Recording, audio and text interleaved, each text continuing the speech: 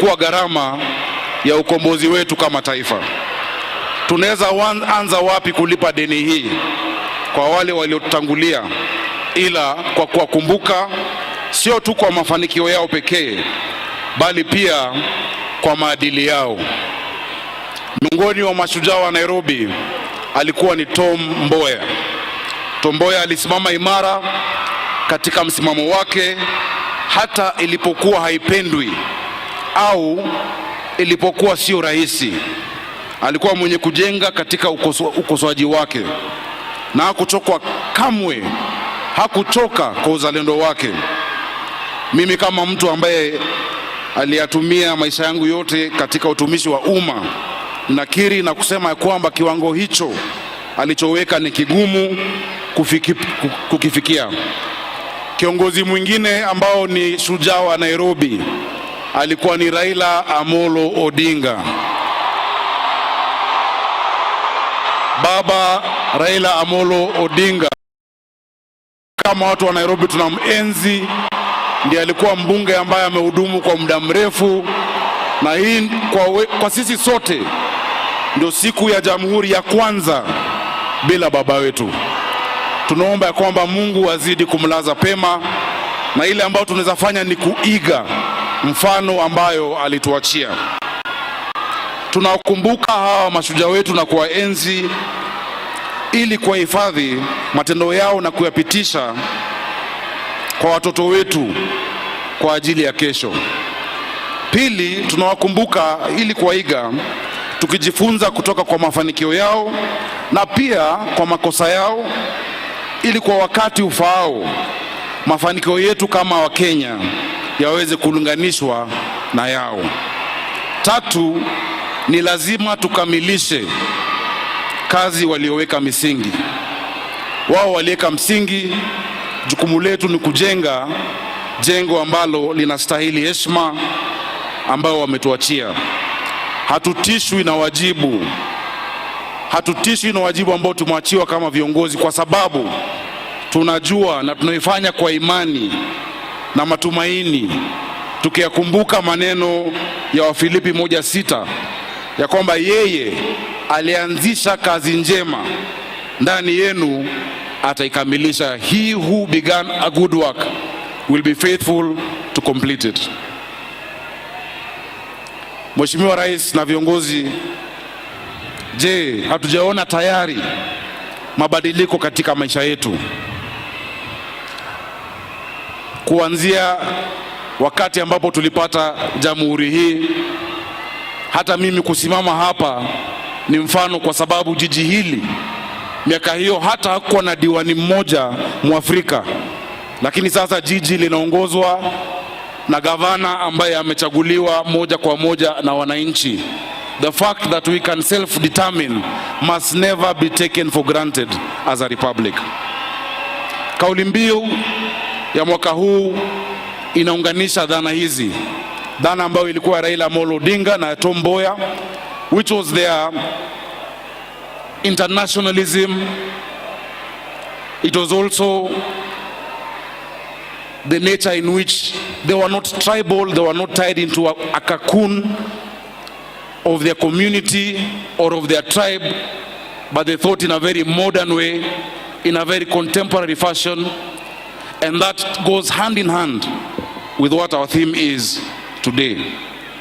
Kauli mbiu ya mwaka huu inaunganisha busara hizo mbili. Nianze kwa kutambua kwa ustamilivu, ubunifu na mafanikio ya sekta ya utalii na ukarimu au hospitality, hasa hapa Nairobi.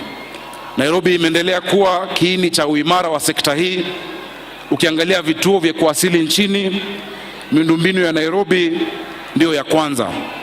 Na ukiangalia idadi ya ziara, hifadhi ya taifa hapa Nairobi, Mheshimiwa Rais, imekuwa na wageni wapatao 500,000 kwa mwaka tu ambao uliopita. Tunakaribisha wageni kila siku na tunaendelea kujizatiti katika sekta hii. Vile tumesikia waigizaji wetu wakituonesha, na Wakenya lazima tuelewe, mtalii sio ati lazima iwe ni mzungu. Pia sisi tunaweza kuwa ni watalii. Wangapi wenu mmetembea katika Nairobi National Park? Wangapi wenu mmefika katika Giraffe Center? Sisi kama Wakenya tujaribu pia kutembea na kujua taifa letu. Mheshimiwa Rais, sitaki kusema mengi, ila pia ni kukushukuru kwa sababu kwa muda huu, kwa mwaka ambao umepita, tumeona kwamba umetushikilia kama makaunti na pia Nairobi.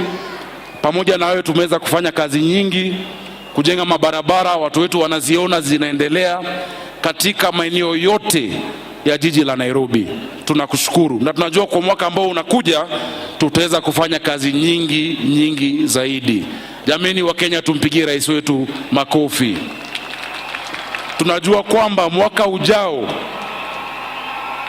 ujao sherehe hii itafanywa katika uwanja mpya wa Talanta ambayo unaendelea kule Lang'ata Road. Sijui kama utatukubali, na sisi kama watu wa Nairobi tunakuomba uwanja huo uite Raila Odinga International Stadium ili kumkumbuka baba wetu ambaye alituacha,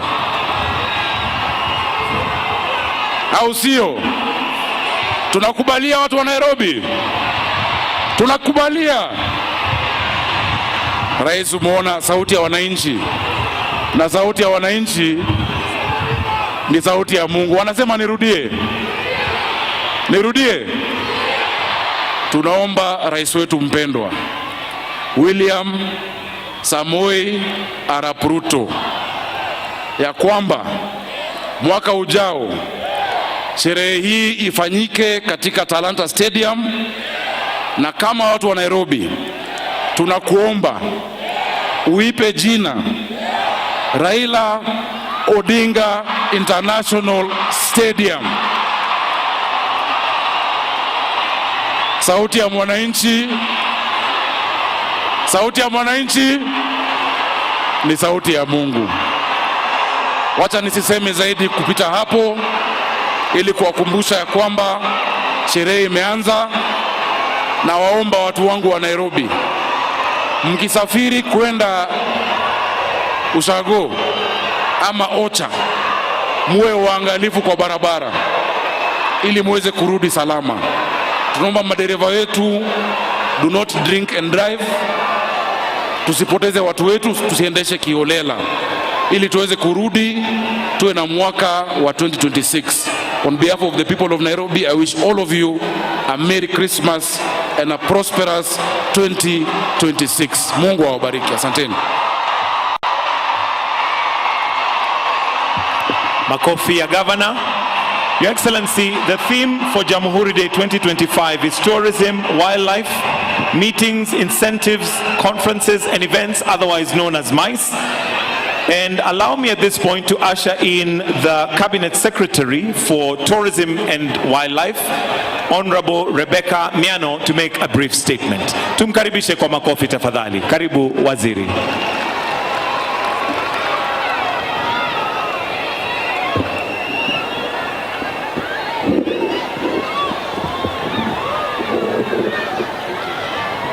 Your Excellencies, distinguished ladies and gentlemen, guided by His Excellency the President's vision, today we reintroduce Kenya to the world through a tourism manifesto anchored in magical Kenya, the origin of wonder.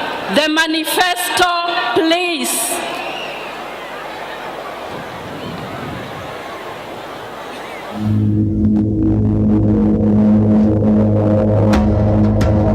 Before the world had maps, there was Kenya. Before language, there was rhythm. Before time had a name, there were footsteps across this red earth. This is not just a place. It's a pulse. It's the breath of the wild, the whisper of ancestors in the wind, the drumbeat in your chest you thought was yours alone. Come here and unlearn. Trade your inbox for a horizon. Trade reception bars for baobab trees. Come walk barefoot through the origin of everything. Life, flavor, fire, soul. Because Kenya is not a destination, it's the birthplace of awe, the homeland of wonder, the reset the modern world forgot it needed. You don't visit Kenya, you remember it, you return to it, you wake up in it. This is magical Kenya, the origin of wonder. Welcome back.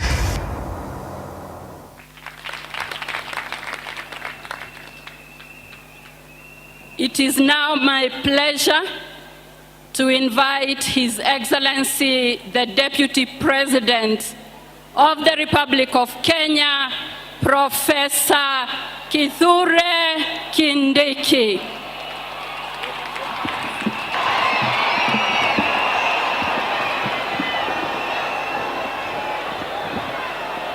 Kenya hoye! Jameni wananchi, nchi yetu ya Kenya ni fire si fire. Jameni wananchi,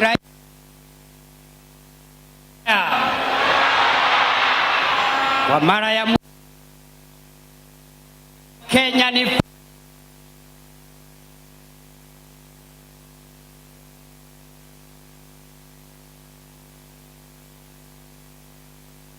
of the Republic of Kenya and Commander-in-Chief of our Defense Forces, First Lady Rachel Ruto, the visiting head of state, the President of the Republic of Ghana, His Excellency John Mahama,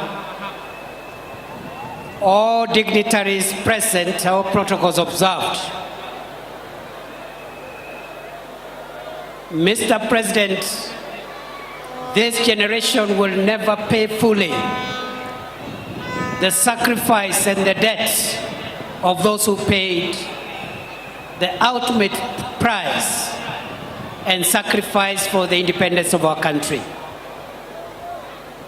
Mr. President, fellow Kenyans, we will also not pay fully the debt imposed on us by those who fought for the expansion of the civil and political liberties that we enjoy today. The last thing I want to say, Mr. President, before I invite a few guests to say hi in 1 minute, is to say, as we move into the future of our country, building on the foundation of those who fought for the freedom and liberty of our country, building on the hard work of those who fought for the expansion of civil and political liberties that we enjoy today. We look forward, under your leadership, Mr. President, to firm up on that foundation and that hard work and expand on the empowerment and the socio-economic liberty for the people of Kenya. And therefore, going into the future, we will push under your leadership for a country where all its citizens do not just enjoy the freedom of expression and the freedom of the media, but they also enjoy freedom from hunger, freedom from sickness, and freedom from all the dangers that threaten human survival, especially poverty and the other economic perils that endanger our sustainability and our survival. Mr. President, before I invite you, allow me to give 2 people 1 minute each to say hi and to say jambo. And I want to recognize all the dignitaries present today. The President of the Republic of Ghana will be introduced by his counterpart and host, President William Ruto. But allow me, Mr. President, to recognize the following dignitaries who are present and joining us today in this auspicious occasion. His Excellency Prosper Bazobaza, Vice President of Burundi. His Excellency Robina Nabanja, Prime Minister of the Republic of Uganda. We have in our midst also the Honorable William Aukam, Minister for Forestry and Fisheries and Environment of the Republic of South Africa. We have in our midst the Honorable William Lukuvi, Minister of State in the Prime Minister's Office from the United Republic of Tanzania. We have in our midst the Honorable Dr. Benedict Arakwiye, Minister of Environment of the Republic of Rwanda. Honorable Amna Damak Ashmamsi, Minister for Climate Change and Environment of the United Arab Emirates. The Honorable Vania Gava, Deputy Minister for the Environment from Italy. And Mr. President, as you are aware, Nairobi City in Kenya is hosting the United Nations Environmental Ministers representing their countries.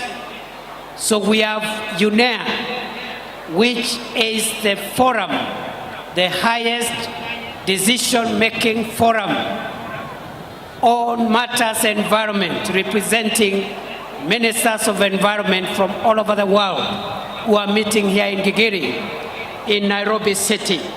87 ministers are present also because of the ongoing UNEA meeting in Nairobi. Mr. President, on behalf of all the visiting dignitaries, I want to give 1 minute to the Vice President of Burundi to say hi before I invite the Prime Minister of Uganda to say hi, and finally I invite President William Ruto to address the nation. Mr. Vice President.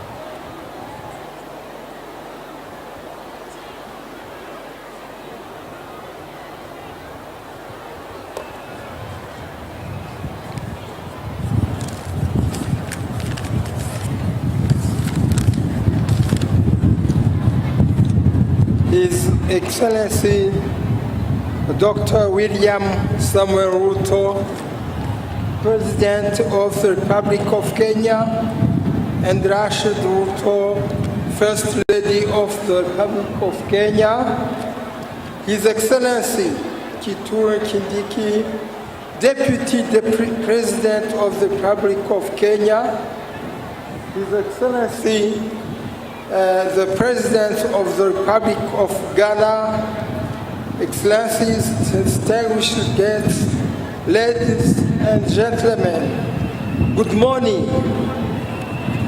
On behalf of His Excellency, the General Major Evariste Ndayishimiye, President of the Republic of Burundi, that I have the honor to present today to other commitments, and on behalf of the people of the Republic of Burundi, allow me express excellencies, extend my congratulations to the government and the people of the Republic of Kenya on this remarkable occasion. This event is very important as it represents values that a nation together, freedom, dignity, and the right to shape one's own destiny. On this special day, it is my great pleasure to wish you peace, prosperity, and friendship continue to grow stronger. Once again, congratulations on Independence Day. May the spirit freedom keep us united and strong always. Happy Jamhuri Day. Thank you. Congratulations again.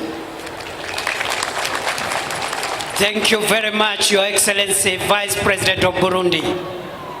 Your Excellency, sir, it is now my pleasure to invite for a minute the Prime Minister of the Republic of Uganda, Her Excellency Robina Nabanja,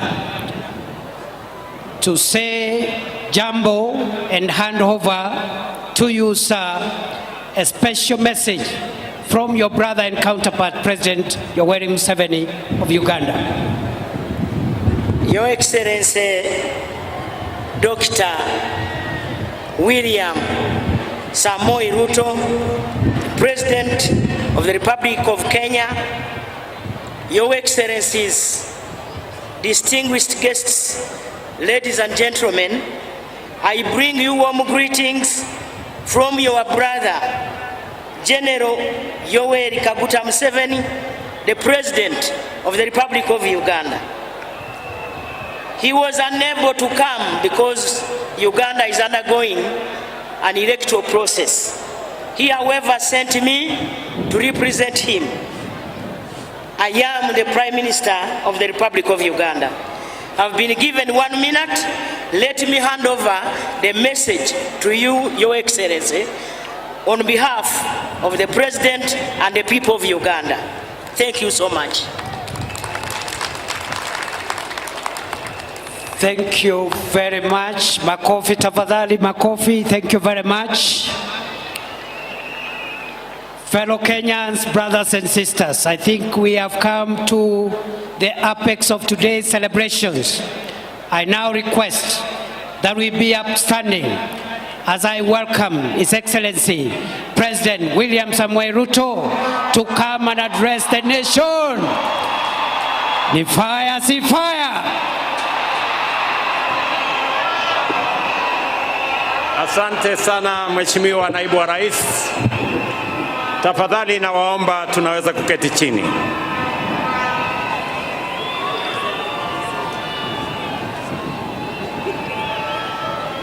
Wananchi wa Nairobi hoye! Kanairo hoye! Wakenya hoye! Jamhuri hoye!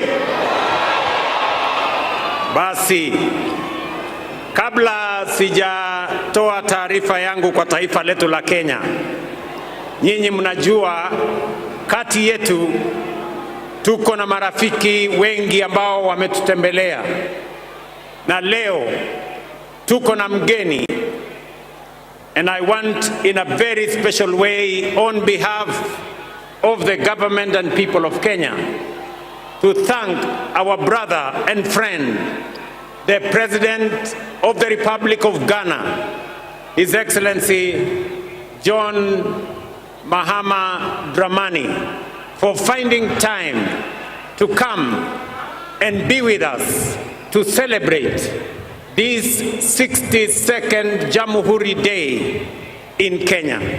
Your Excellency, we don't take for granted that you have been a close friend of Kenya, and our two nations, Ghana and Kenya, have a long, proud history of friendship, starting with the founding father of your country and the founding father of our country. Allow me now to ask His Excellency President John Mahama Dramani kutusalimia. Your Excellency, you're welcome.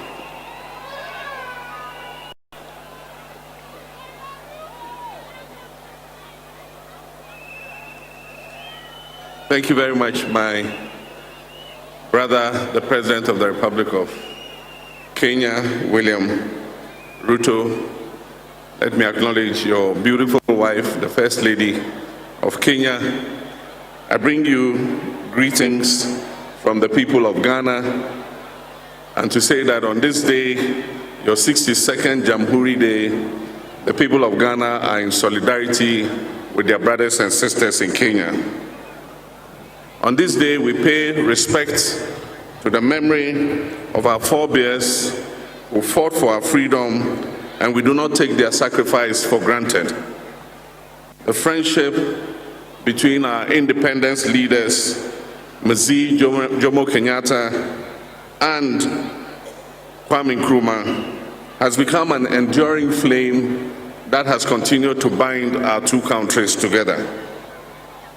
Our forebears won us political independence. It is the responsibility of our current generation of African leadership to win economic independence and prosperity for our people. Africa faces many challenges, including a global order that is rigged against it. We face systems that make us suppliers of unprocessed raw materials and importers of finished products. The time has come for us to add value to Africa's exports. The time has come for us to claim a fairer share of our natural resource endowments.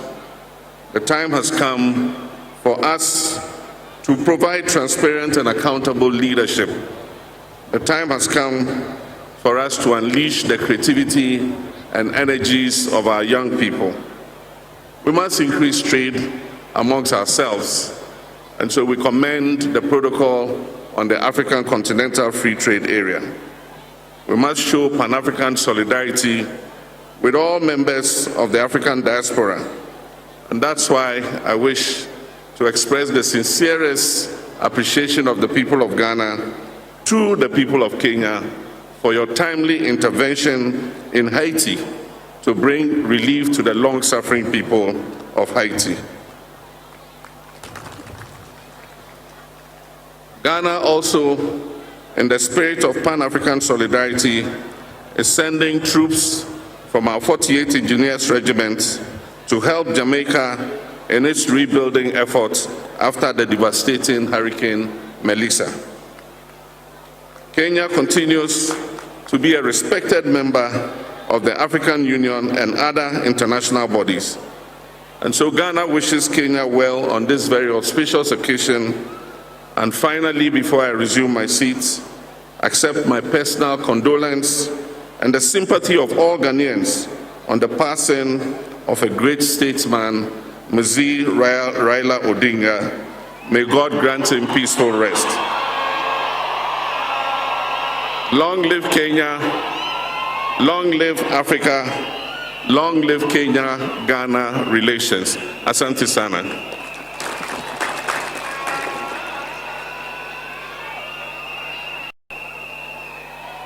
Your Excellencies, distinguished friends, fellow citizens, I have always observed this day with two emotions held in tension: deep gratitude to our forefathers and a restless question for ourselves. Have we been faithful stewards of the freedom they won? And have we truly advanced the nation they left in our hands? I shall return to these questions later. But first, today we gather not just to mark a date on the calendar, but to honor a legacy written in sacrifice, courage, and unbreakable resolve. A legacy forged by men and women who stared imperial power in the face and declared with unshakable conviction that Kenya would be free. Their struggle planted our republic on the firm foundation of liberty, unity, and democracy. They gave us more than a flag. They gave us a future. 62 years ago, the brave architects of our nation placed in our hands the priceless gift of political independence. On this very day, 62 years ago, our forefathers lowered the Union Jack and raised the flag of our nation. But that victory was not given easily. It was bought at an immense cost. The road to our nationhood was carved by the unbreakable spirit of our freedom fighters, men and women who refused to bow to the humiliation of colonial rule. From villages to towns, from farms to factories, to classrooms and marketplaces, Kenyans from all walks of life rose as one, declaring that our humanity would not be diminished, delayed, or denied. And when brute force was unleashed against them, their determination outlasted it. Thousands paid the ultimate price. Many more were detained. Whole communities were uprooted. Punishment, pain, exile, and prison became the tools of repression. But what no empire could crush was their determination, resolve, and the unity of purpose. Across ethnicities, across regions, across class and creed, they became a force history itself could neither silence nor stop. Their sacrifice opened the path to self-rule. Their courage delivered the independence we celebrate today. And it is upon their shoulders that our republic stands strong. The architects of our nation overcame the trials of their time.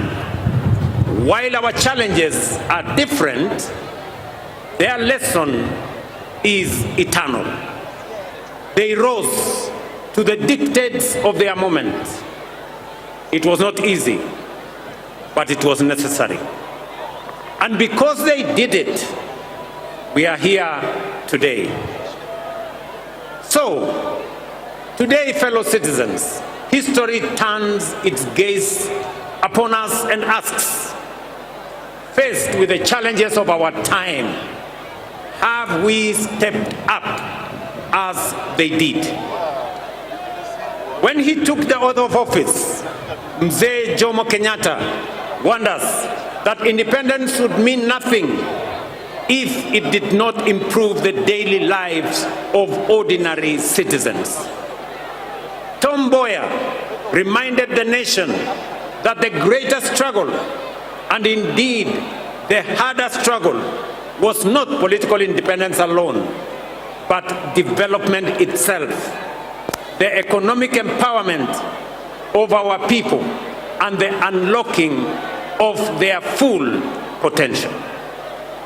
They stood and they understood that freedom was only the beginning, that the deeper battle would be against poverty that chains potential, against disease that steals opportunity, and against ignorance that dims human possibility. And so today, we are gathered to mark Jamhuri Day. We do more than remember history. We honor the architects of our nation for giving us the first great watershed period in our nation building, political independence. Just as the first generation rejected colonial domination and set out to confront the new enemies of poverty, disease, and ignorance, in all their forms, they discovered that independence did not amount to freedom in its full and fullest sense. Along independent Kenya's history, power became centralized, dissent was silenced, competition was crushed, fear replaced hope. Once again, however, Kenyans rose, and from their struggle emerged the agitation for democracy, human rights, and the rule of law. In the darkest days when it was dangerous to speak, brave Kenyans spoke. When it was illegal to organize, courageous Kenyans organized. Students, clergy, lawyers, journalists, workers, and politicians stood firm against detention, against torture, against exile, and even death, so that Kenya could break and breathe again. This generation of courage produced towering figures whose sacrifice expanded the democratic space we enjoy today. Foremost among them was the late Right Honorable Raila Amolo Odinga, a stalwart of our country's democratic journey, who left us just under 2 months ago. Raila devoted his life to the pursuit of freedom, justice, and peaceful coexistence. His courage, resilience, and unwavering belief in the power of the people shaped defining chapters of our national story and inspired generations to believe that change is possible. I now respectfully urge all of us to join me in observing a 1 minute of silence in honor and remembrance of the Honorable Raila Amolo Odinga and honor his sacrifice, service, and enduring legacy.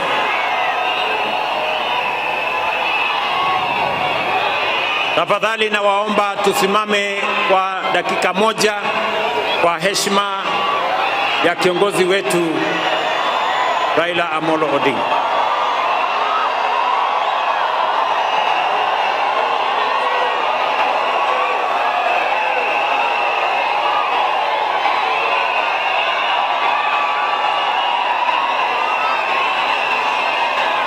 Asanteni sana. Asanteni sana. May his spirit continue to guide our nation forward. His resolve, as well as the resolve of our forefathers, gave us the 2010 Constitution, a charter that restored the sovereignty of the people, restrained imperial power, entrenched rights, and devolved government and authority to the grassroots. But it promised something even greater. It guaranteed economic and social justice. It declared that health, housing, food, water, education, and social security were not favors. They were fundamental rights. It was a bold promise. It was a moral imperative. It was the unfinished dream of both the independence and subsequent generations. Yet today, with honesty and humility, we must admit that this promise remains incomplete.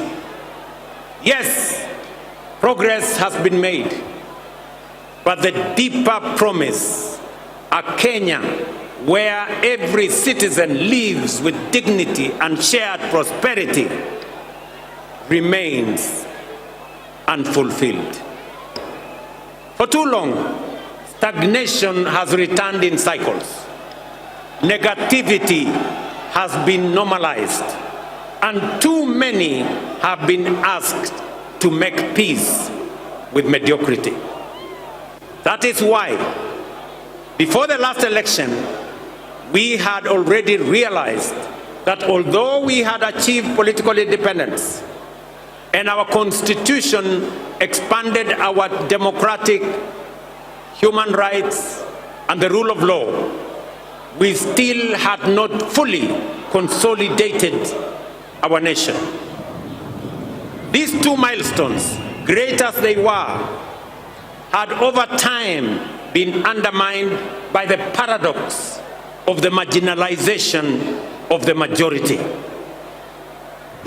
We saw clearly a system in which a few rose to the top of the pyramid, while millions at the base struggled to survive, with education outcomes compromised, healthcare beyond reach, access to affordable credit denied, housing unattainable, and farmers abandoned, while our youth were locked out.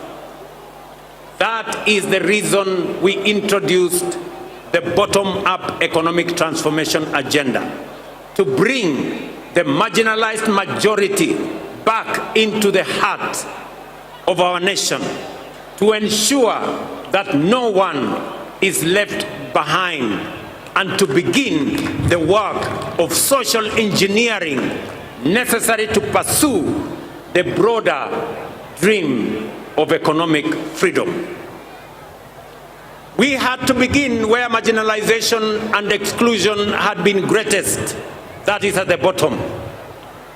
And so, over the last 3 years, we have made bold choices. They have delivered results that are unprecedented, unmistakable, and consequential. For years, we spoke of agriculture as the bedrock of our economy and farmers as our pillars. But the truth is, we did not truly know them, and neither did we truly prioritize them. Today we do. For the first time in our history, over 7.2 million farmers have been brought into the single national digital database. We now know who they are, where they are, what they grow, and what they need. And with that knowledge came the power, not for brokers, not for cartels, but for the farmer. This digital platform became and is the backbone of targeted support, including subsidized inputs, affordable credit, and modern extension services reaching real farmers directly. We lowered the cost of production. We brought the price of fertilizer down, and in so doing, we restored profitability to the smallholder farmer who produces over 70% of our food. Fellow citizens, the results are undeniable. Maize production is up. Prices of flour is down. The tea sector is rising. Coffee is rebounding. Dairy is expanding.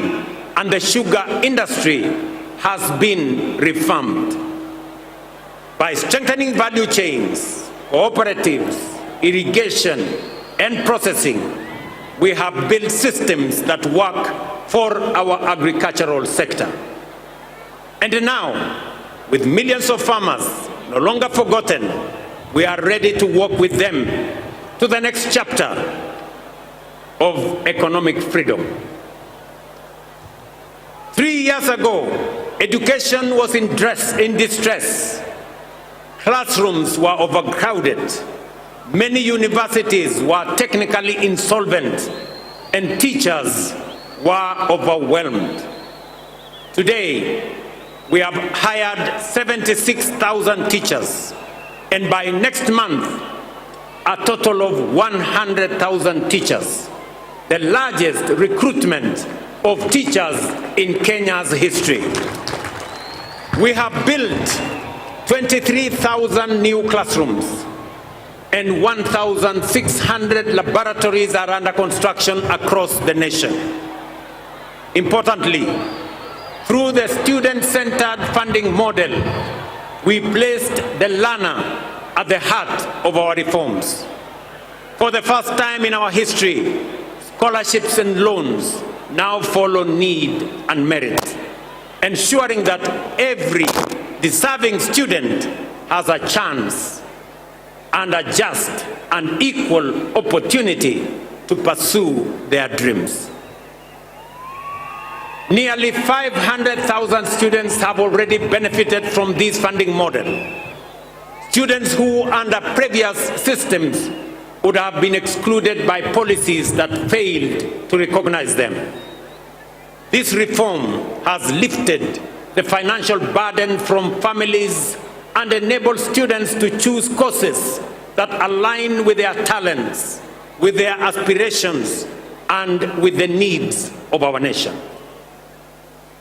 Our healthcare, we have another irrevocable decision that no Kenyan should be too poor to live.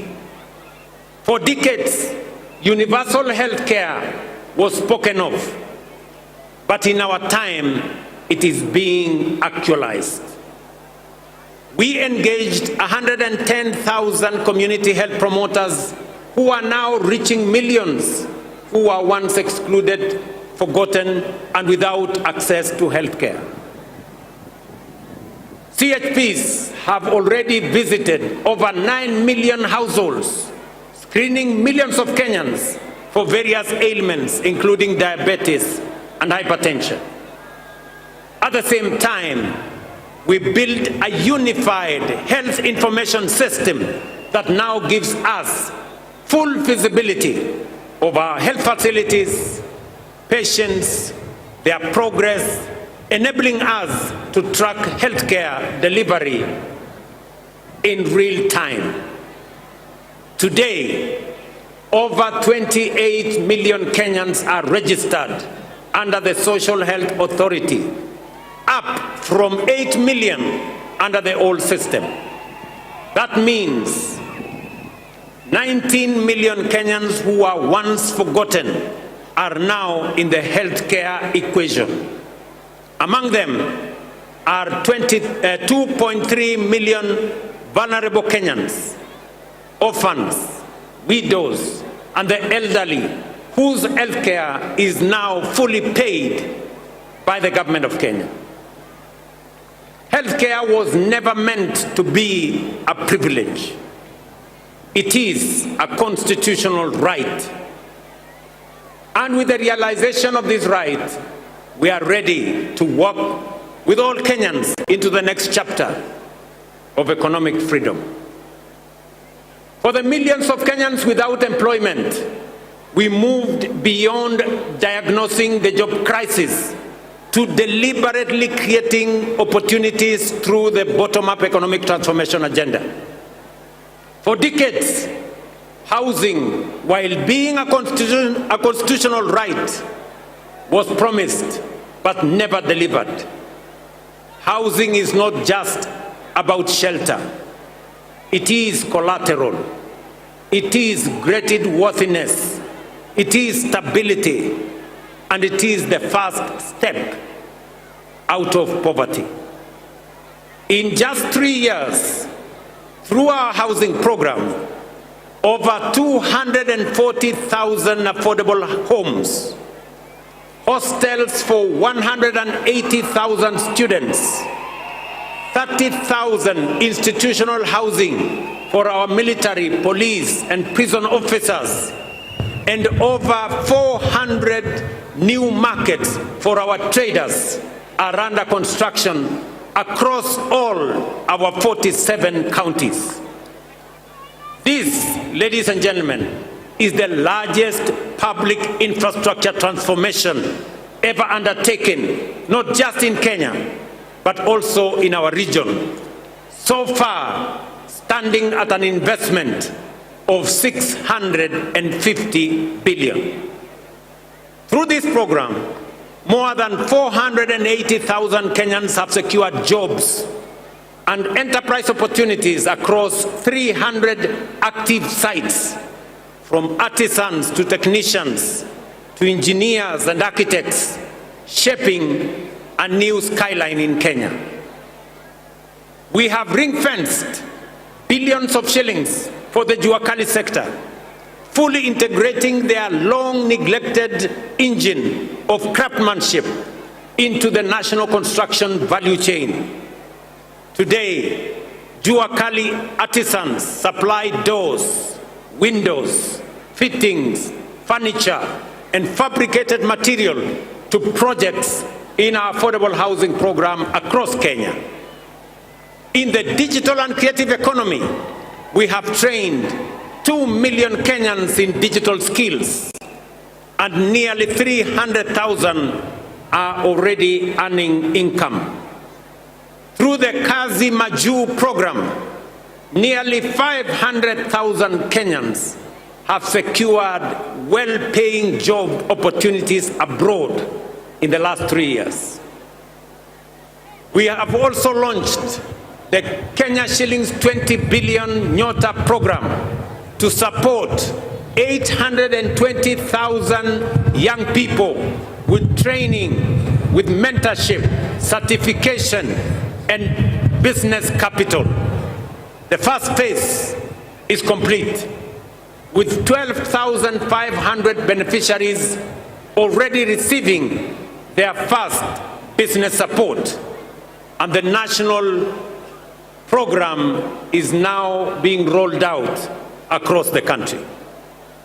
Together, these actions reflect one clear national purpose: to open doors of opportunity for our youth, equip them to succeed, and empower Kenya's greatest strength, our young people, to lead us towards prosperity and economic sovereignty. As more students live in decent accommodation, as more traders conduct their business in dignified settings, and as more public servants get access to housing, we are fulfilling our constitutional mandate. And with that foundation secured, we are ready to walk with all our people into the next chapter of economic freedom. Ladies and gentlemen, through the bottom-up economic transformation plan, we have consolidated the gains of political independence and the democratic freedoms won. Through deliberate social engineering, we have built systems that ensure no Kenyan is left behind. And having ensured that we are carrying everybody along, we now have both the opportunity and the firm foundation to charge forward into the next chapter of our national journey, Kenya's economic freedom. With the measures we have put in place to restore dignity, inclusion, and opportunity, we must now press on. It is time to step up from the bottom up, charging forward full steam to economic freedom and take Kenya to a first world economy. Before we accelerated this ambitious agenda, we took the difficult but necessary steps to stabilize our economy and restore fiscal discipline. Inflation has fallen from 9.6% in 2022 to 4.5% last month. The shilling has stabilized at about 129 shillings to the dollar for nearly 2 years. Our foreign exchange reserves now exceed $12 billion, the highest in independent Kenya. Our successful Eurobond redemption reaffirmed to the world that Kenya honors its obligations. our economy has grown and is now the 6th largest economy in Africa. At the same time, we have made bold national decisions to save more of our income. Through the new NSSF contributions, the fund that had mobilized Kenya shillings 312 billion from independence to 2023 has now grown to 670 billion in just 2 years. We established the Financial Inclusion Fund as a strategic intervention to correct deep market failure, one that had denied millions of Kenyans access to affordable credit, one that had blacklisted in CRBs, disregarded by banks. They had been left trapped in frustration and despair. Today, Hustler Fund has become one of the most transformative instruments of empowerment in our nation's history, disbursing over 80 billion and expanding the margins of financial inclusion at an unprecedented scale.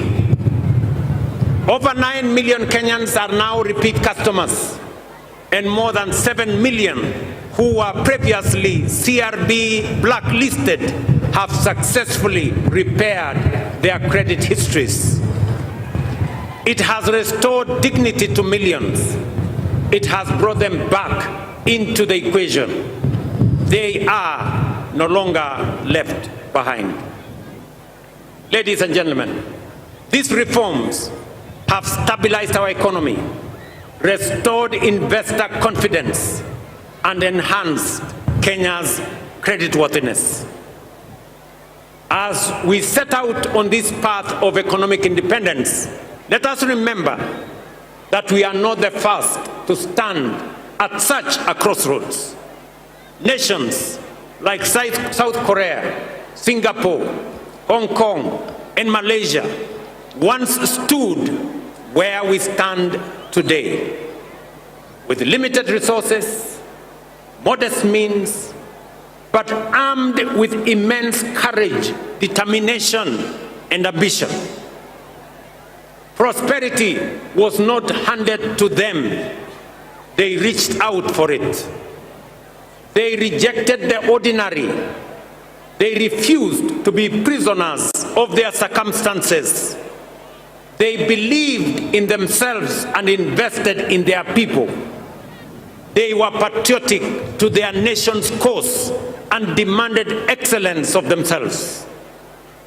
Today, they stand as first world economies, not by accident, but by deliberate design, by intentional choice, and by purposeful conviction. Ladies and gentlemen, Kenya can, must, and will do the same and more. Let me repeat. Kenya can, must, and will do the same and more. 3 weeks ago, during the State of the Nation address, I laid before Kenyans this administration's bold and ambitious Kenya shillings 5 trillion roadmap to transform our nation into a first world economy and to secure our full economic freedom. That roadmap is anchored on 3 unshakable national priorities. First, history teaches us that no nation ever prospered on poor roads, inefficient ports, and congested airports. Modern transport and logistics drive productivity, reduce the cost of doing business, and creates trade, business, and innovation and investment hubs. Our 10-year roadmap on road, rail, ports, and airports, and oil pipeline infrastructure includes the expansion of strategic highways connecting our major cities, industrial zones, markets, border points, and agricultural belts to move people, goods, and services faster, safer, and more affordably. We have mapped out 2,500 kilometers of highway for dualing and 28,000 kilometers of road across the Republic for tarmacking. With this, we are stitching our country together, linking towns to cities, farms to factories, and Kenya to the wider region. Last week, fellow citizens, we moved from promise to action when we officially launched the construction of the Nairobi-Nakuru-Mau Summit Road and the Nairobi-Mai-Mahiu-Naivasha Road, an investment of over 180 billion in a modern 223-kilometer multi-lane dual carriageway delivered through a public-private partnership model. In February 2026, just in 3 months from now, we will begin extending the standard gauge railway from Naivasha to Kisumu and Malaba. And later in the year, extend the oil pipeline from Eldoret to Uganda, opening a new transport corridor with our neighbors and with the continent. At the same time, we will modernize Jomo Kenyatta International Airport and several other airports to enhance connectivity and ease the movement of people, goods, and services. The Port of Mombasa and Lamu are also on course for modernization and commercialization, undertaken through innovative private-public partnerships that include long-term concessioneering. Charging forward, our infrastructure expansion will provide the foundational support for a strong and resilient economy that will drive transformative development for all of us. Number two, fellow citizens, we must decisively shift our economy from dependence on imports to becoming a net exporter of agricultural products, manufactured goods, and value-added commodities. Kenya today spends nearly 500 billion shillings every year importing agricultural products. While we have reduced imports of maize, sugar, edible oil, rice, our progress is still constrained by the limitations of rain-fed agriculture. We can no longer leave the country's food security to the uncertainties of rainfall, especially in the context of climate change. To feed our people and produce surplus for export, large-scale modern irrigation is the only viable pathway forward. We have mapped out 50 mega dams, 200 mini dams, and over 1,000 macro dams across all our 47 counties, especially in our arid and semi-arid areas, which have expansive, fertile, and arable land currently not under production because of lack of water. With this plan, an additional 2.5 million acres of land will be brought under agricultural productivity through extensive water harvesting, water storage, and advanced irrigation technologies. This is not only about food and water security. It is a nation-shaping investment. It will drive our transition into a net exporting economy. It will uplift rural communities and end the indignity and shame of food insecurity. and it will anchor sustainable development for generations ahead. Charging forward, investing in modern irrigation will supply adequate quantity, good quality, and reliable raw materials required to power agro-industrialization. Through our special economic zones, export processing zones, and county aggregation and industrial parks, and our strategic market infrastructure across Kenya, these raw agricultural materials will be transformed into high-value products for domestic, regional, and global markets.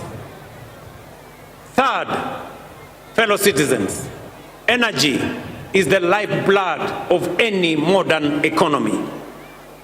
Although Kenya's installed capacity stands at 3,300 megawatts, the intermittency of solar and wind leaves us with a firm capacity of only 2,300 megawatts, which is far below the demands of the Kenya we are building. To power our domestic consumption, agro-processing, and value addition industries, e-mobility, digital expansion, and a future driven by data centers, artificial intelligence, and modern technologies, we must scale up energy generation exponentially. Kenya possesses extensive and largely untapped renewable resources, including geothermal, solar, hydro, wind, and nuclear, ready for development and for generation. Charging forward to modernize our economy, accelerate our development, and compete globally, we must and will generate at least 10,000 megawatts of new energy over the next 7 years. Fellow citizens, to finance this 5 trillion national economic freedom project, relying solely on national budget would leave us waiting forever.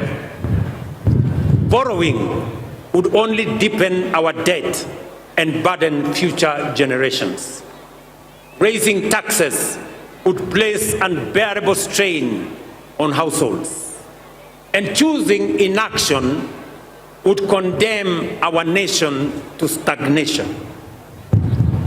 That is why we must act with courage, innovation, and foresight to design alternative financing mechanisms, leverage mature national assets, and tap into robust public-private partnerships to undertake this national development imperative. Fellow citizens, 3 weeks ago, I signed the Government-Owned Enterprises Bill into law. The new law revolutionizes the management and governance of state-owned enterprises, professionalizing boards through merit-based independent appointments and tying leadership to measurable results. This is a very consequential reform. It is the most far-reaching reform of government corporations since independence, aimed at turning legacy parastatals into commercially disciplined companies that will serve our public interest. The passage of this law ends the era of cronyism and patronage in our state-owned enterprises. This law explicitly disqualifies any person who has served in a public or political office within the last 5 years from appointment. On Monday, under this new legal framework, and to start this administration's bold and ambitious Kenya shillings 5 trillion roadmap to transform our nation, the Cabinet will meet to consider and approve the architecture of the National Infrastructure Fund as the engine that will align our financial resources with our development goals. Through innovative mobilization of domestic resources, strategic monetization of mature national assets, democratization of ownership through capital markets, and innovative deployment of national savings, we will unlock large-scale private sector capital to fund our national priorities while reducing reliance on borrowing and taxation. For decades, Kenya privatized major assets including Kenya Airways, KenGen, Kenya Re, and Safaricom, yet the proceeds were absorbed into the budget, paying salaries and debts, leaving no enduring national assets behind. Through the National Infrastructure Fund, all privatization proceeds will be ring-fenced and invested strictly into public infrastructure development that generate and preserve more value. This principle is already being actualized. Proceeds from the current privatization processes will be channeled directly into the fund, setting a new national standard where national assets create lasting public value. Our goal is simple. For every shilling in the National Infrastructure Fund, we will attract 10 more shillings from long-term investors, including pension funds, sovereign partners, private equity funds, and development finance institutions, allowing us to develop without the constraints that come with debt and taxation. The National Infrastructure Fund will not just be a financing instrument, it will be a generational strategy to mobilize capital, accelerate delivery, preserve value, and secure Kenya's long-term competitiveness. To secure future generations, again on Monday, the Cabinet will consider and approve the Sovereign Wealth Fund policy, anchored on 3 pillars, including savings for future generations, stabilization against global shocks, and strategic national investments. Natural resource royalties, dividends from public investments, and a percentage of privatization proceeds will capitalize this fund. This fund will impose on us the obligation of intergenerational equity, bringing to life Article 201C of the Constitution, which demands that the burdens and benefits of the use of resources and public borrowing shall be shared equitably between the present and future without shortchanging future generations. With these 2 instruments, the National Infrastructure Fund and the Sovereign Wealth Fund, we shall begin the journey to the transformation that will lead us from the bottom up, charging forward full steam to economic freedom and taking Kenya to a first world economy. And I have said, it is beginning next Monday. But fellow citizens, even the strongest financial systems, boldest infrastructure plans, and most ambitious economic strategies will fail if we do not secure the foundation of our national character.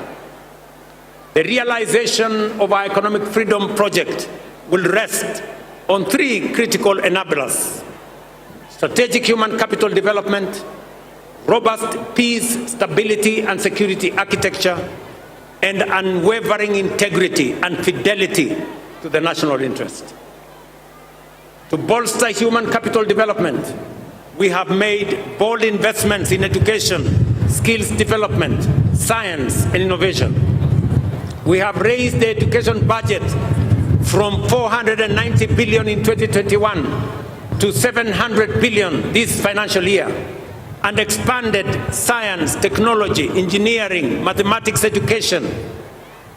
But to power our first world strategic human capital requirements, we must and will raise the National Research Fund from the current 0.8% to the requisite 2% of GDP.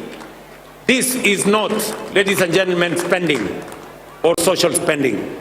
It is nation building. The second enabler underpinning this national project is peace, stability, and security. For no nation can prosper in an atmosphere of disruption, violence, and criminality that leads to economic sabotage, destruction of property, and loss of lives. Stability is not an option. It is an enabler of everything we seek to build. Serious investors will not commit their investments in a country. Only serious investors will only commit their investments in a country that is peaceful, that is stable, and that is secure. For Kenya to attract sustained investment, for businesses to thrive, for jobs to expand, and for families to live without fear, we must secure our nation firmly, fairly, and without hesitation. Finally, the collective interests of all citizens, which form the national interest of Kenya, must be at the center of every action and engagement. Patriotism is putting the interests of the nation before tribe, clan, or self. Integrity in its highest form is patriotism in action. It is believing in our country. It is refusing to betray Kenya. And yet, let us speak honestly, our nation faces a serious integrity deficit. It begins early in our homes, in our schools, where seemingly harmless dishonesty later matures into grand corruption. Corruption is not merely theft of money, it is the theft of hope, opportunity, and destiny. This is compounded by negativity, division, erosion of shared values, and ethical and ethnic political mobilization. Hate and division, corruption and tribalism tear at the very social fabric of our republic. Ladies and gentlemen, our economic freedom project demands more than infrastructure and capital. It demands a renewal of our national conscience. We must build a strong value system. We must defend our national unity. We must raise our children in honesty, responsibility, and love for country. These three enablers, strategic human capital, peace, stability, and security, and national interest and integrity, are not optional ideals. They are the living foundation upon which our economic independence must stand. Without them, our ambition would remain promises. With them, our national priorities become achievable. Our investments become productive. And our vision of a prosperous, sovereign Kenya becomes not only possible, but inevitable. Fellow citizens, our founding fathers defeated colonial domination. The generation after broke the chains of dictatorship. The onus is on our generation, and particularly this administration, to achieve economic freedom. A freedom where effort is rewarded, where opportunity is shared, where dignity is guaranteed, where every citizen matters, and where no Kenyan is left behind. Let it be said of our generation that when Kenya stood at the edge of possibility, we chose courage over comfort, action over excuse, unity over division, and excellence over mediocrity. With resolute belief, today and every Jamhuri hereafter, we should find us true stewards of the freedom entrusted to us, that we shall honor our forefathers not only by remembering their sacrifice, but by fulfilling our duty and the assignment of our generation to secure for Kenya the full promise of economic freedom. It is time to step up from the bottom up, charging forward full steam to economic freedom and taking Kenya to a first world economy.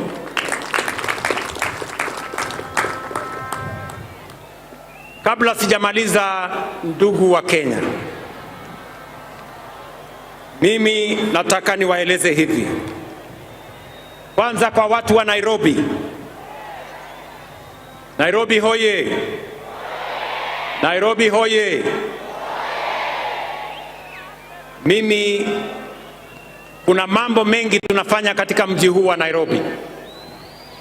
Kuna mambo tumekubaliana na county government ya Nairobi. Tunajenga zile barabara ambazo zilikuwa zimekwama hapa Nairobi. Tumekubaliana ya kwamba hizo barabara tumerudisha contractors wote ambao walikuwa pale barabarani. Na sasa barabara zinaendelea kilomita 60 hapa Nairobi. Kwa mfano barabara ya Muhuri kule Dagoretti South, barabara ya Mama Wahu kule Dagoretti South, bypass ya Mihango Link kule Embakasi East, Umoja 1 SDA Road kule Embakasi West, Tindigwa Road kule Roysambu na Road C Embakasi South. Pia mumeona pale Valley Road, ile barabara ilikuwa imekwama pale, tumeleta contractor anaendelea na kazi. Ile barabara ya Ngong Road pia inaendelea, kazi inaendelea pale. Barabara ya Haile Selassie vile vile inaendelea. Na ningependa kutangaza ya kwamba kwa sababu barabara ya expressway imekamilika na wananchi wanatumia pale juu, barabara ya chini iko na matatizo. Na ndio sababu kuanzia hii Disemba mukienda Krismasi, tutajenga upya barabara kutoka kule JKIA kupitia hapa mpaka kule ABC, na tuifanyie beautification ndio Nairobi ionekane kama city ya taifa letu la Kenya. Vile vile mimi ninajua ya kwamba kuna wananchi wengi wanaishi nje ya Nairobi lakini wanafanya kazi na biashara hapa Nairobi. Wananchi wengi wanaishi Kiserian, wanaishi Rongai, wanaishi Ngong, na kuna msongamano mkubwa sana wa wananchi wakikuja asubuhi na kurudi nyumbani jioni. Ningependa kutangaza ya kwamba mwaka ujao ile barabara kutoka Bomas of Kenya kwenda Rongai kwenda mpaka Kiserian, na barabara kutoka Bomas of Kenya kwenda Karen, kwenda pale Shade Hotel, kuteremka kwenda Ngong, kwenda Bulbul na kwenda mpaka ifike kule Kiserian. Tutaifanya iwe dual carriageway, ndio wananchi wa pale wanaweze kutembea kwa njia rahisi. Najua pia ya kwamba wananchi wengi wanaishi kule Thika, na sasa barabara ya Thika Road pia imejaa na kuna msongamano mkubwa sana wa magari katika barabara yetu ya Thika Road.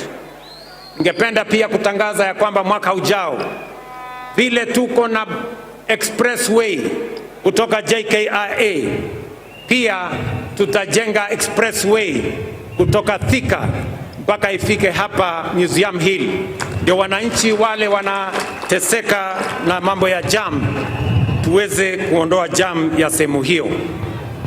Pia ningependa kusema hii uwanja ya Nyayo Stadium, nyinyi mnajua yale maneno tulifanya kule Kasarani. Tuliweka paa ama uvuli ili wananchi wanapokuwa hapa wasipigwe na jua. Mimi nataka niwatangazie ya kwamba kuanzia Januari hii Nyayo Stadium vile tutaweka canopy. Hii ni mara ya mwisho wananchi kuwa hapa wakipigwa na jua. Tukisonga mbele, hii kiwanja pia itakuwa na kivuli. Vile tunakamilisha ile kiwanja ya Talanta pale Jamhuri. Unajua kazi kubwa ambayo imefanyika pale, kweli ama si kweli? Na nimesikia yale gavana wa Nairobi amesema ya kwamba ile uwanja wa Talanta ipatiwe jina gani? Ati mumesema ipatiwe jina gani? Mumesema ipatiwe jina la Raila Amolo Odinga International Stadium. Nimewasikiza na tukikamilisha tutafanya hivyo. Mimi nataka niwashukuru wasanii ambao wametuimbia hapa. Asanteni sana kwa kazi yenu. Kolabo ya Iani, Femi One na Trio Mio wametuambia tunaweza. Tunaweza hatuwezi? Tunaweza hatuwezi? Tunaweza sio? Guardian Angel pia ametueleza kwamba wananchi wote na viongozi wote tuungane pamoja tujenge taifa letu la Kenya. Inawezekana haiwezekani? Mimi nataka niwapongeze askari wetu ambao walikwenda kule Haiti na mumewaona hapa, tuwapigie makofi jameni. Wamerudi nyumbani na heshima kubwa sana kwa taifa letu la Kenya. And I want to thank them profoundly for their courage, professionalism and selfless love service to our nation and to the world, and for flying our flag high with honor and dignity. Mimi nachukua nafasi hii kuwatakia Krismasi njema yenye baraka na mwaka mpya wa 2026 wenye mafanikio makubwa sana. Asanteni na watakia heri. Mungu awabariki. Thank you very much and God bless you. Asanteni kwa heshima. Naomba sote tusimame kwa wimbo wa taifa. Let's all be upstanding for the national anthem kindly.